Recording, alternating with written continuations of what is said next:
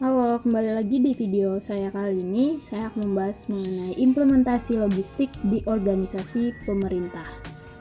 Tugas ini dibuat untuk memenuhi mata kuliah manajemen logistik yang disusun oleh saya sendiri Irene dengan NIM 100113820251174 Fakultas Kesehatan Masyarakat Universitas Sriwijaya.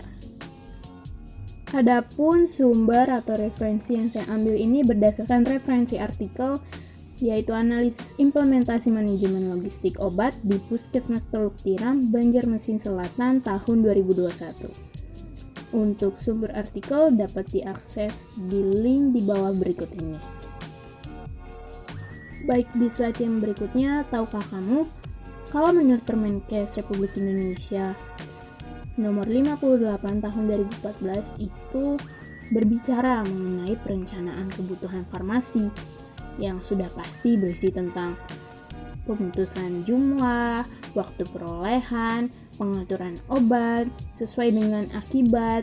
Begitu juga apa sih yang seharusnya dipenuhi oleh suatu instansi terkait obat-obatan tersebut, apakah mulai dari jumlahnya, ketepatan pemakaiannya, keefektifannya, dan lain-lain. Obat dalam logistik.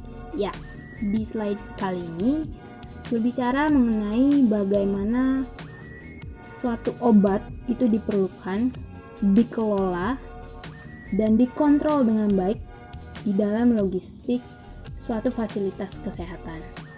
Dan ya, demikian mulai dari pemberian, perolehan, pemakaian, dan berbagai pengiriman mulai dari poliklinik, posyandu, dan lain-lainnya.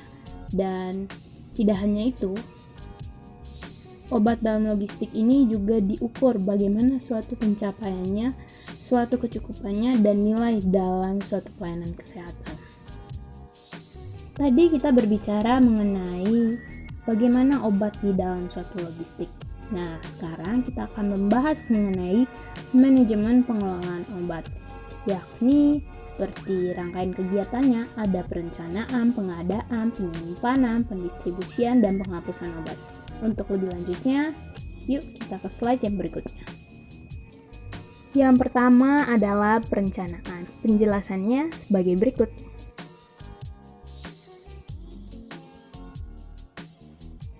Yang kedua adalah pengadaan. Penjelasannya sebagai berikut.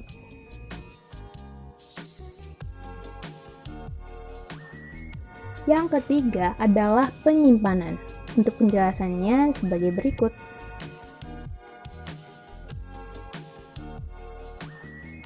Yang keempat adalah pendistribusiannya. Penjelasannya sebagai berikut. Yang kelima adalah penghapusan. Penjelasannya sebagai berikut.